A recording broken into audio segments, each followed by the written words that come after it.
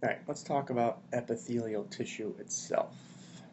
So epithelial tissue proper. Alright, now epithelial tissue is kind of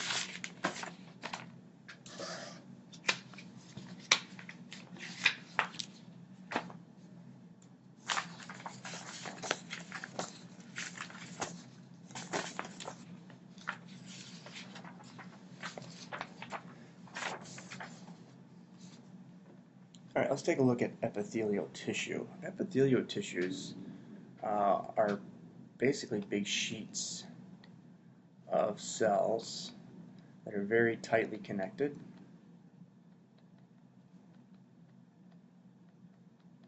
Talk about those connections later on. There's very little extracellular matrix.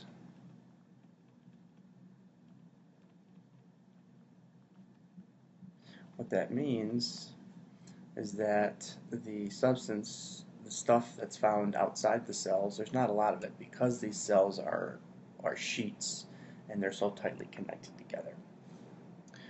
Now, epithelial tissue always has a free surface, which means that if we take a look at this sheet of cells, I just draw a simple sheet of cells here, we're going to see that these cells are going to be attached to other structures on three sides, and that what we will see is that we will have a free surface. And that is actually what we call the apical surface of the cell.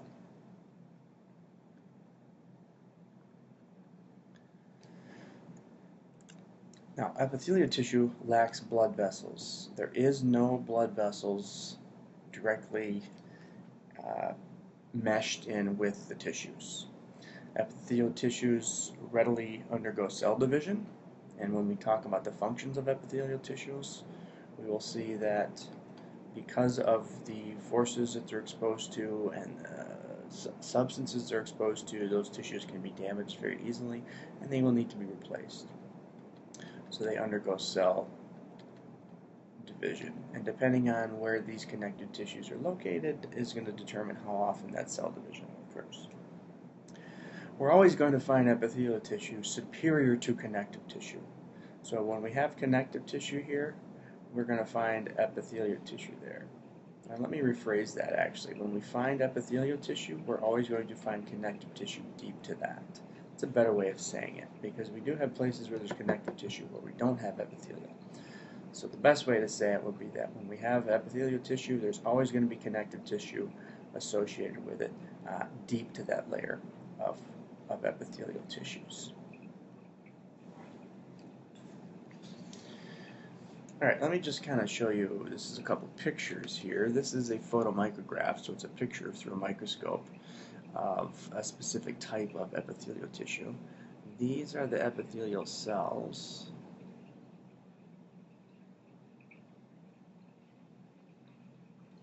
And this is a unique type of epithelial tissue, and I'll talk about that shortly. So these are the cells in this area here. This is our free surface here, and then this is our connective tissue down here.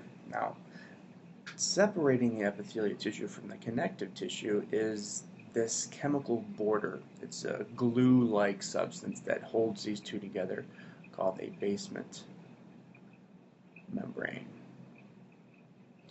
And so one of the characteristics of epithelial tissue is that there's always going to be a basement membrane that separates the connective tissue from the epithelial tissue.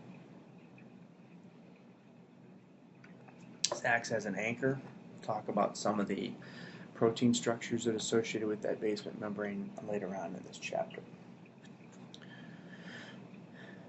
Right, well, let's take a look at how we classify epithelial tissues. Number one, we have to look at the shape of the cell, and number two, we have to look at the number of layers. So there's three basic shapes in epithelial tissues. There's squamous, which means flat.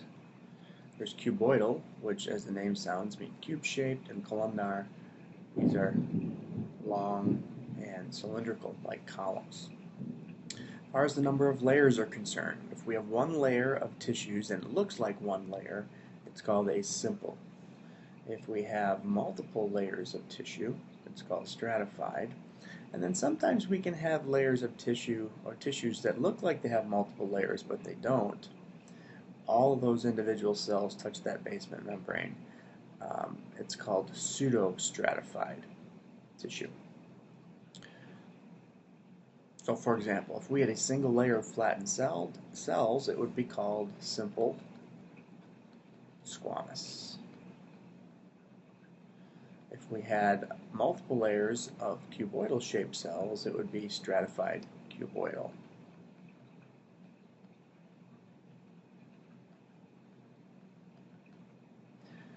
Now the only one of these that exists is a tissue called pseudostratified ciliated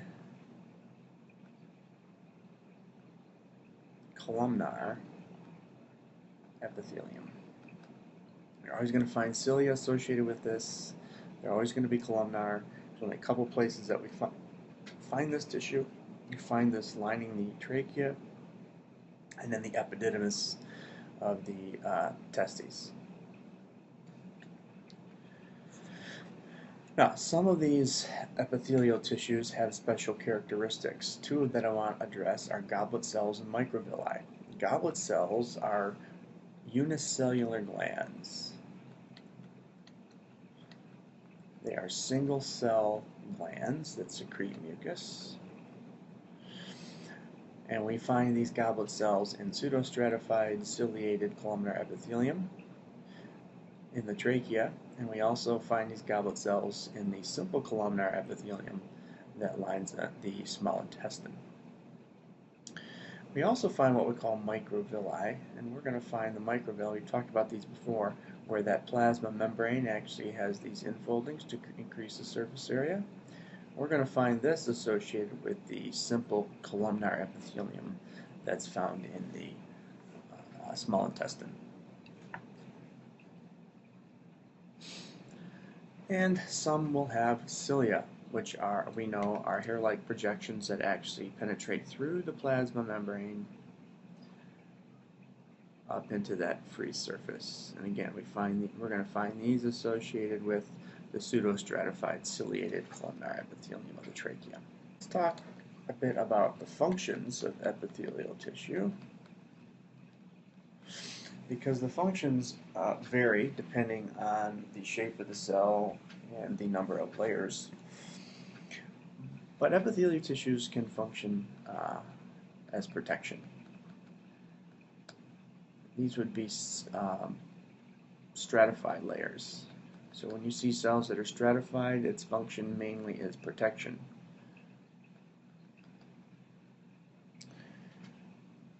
They can regulate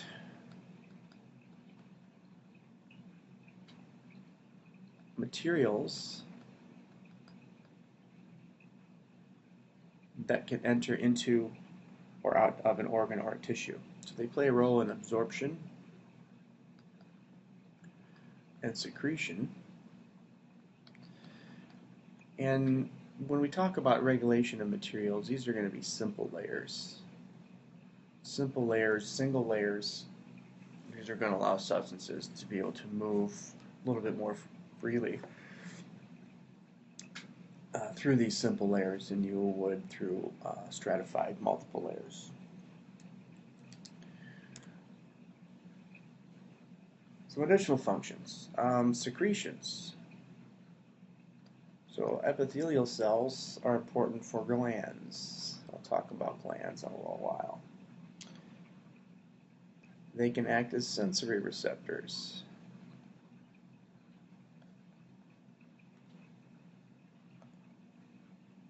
In other words, they can supply information to the nervous system about things like touch, pressure, temperature, and pain. So a lot of these sensory receptors we found in the skin, these types, but they are epithelial cells that are connected to neurons, and are important for transportation of substances, typically across the surface of the cell.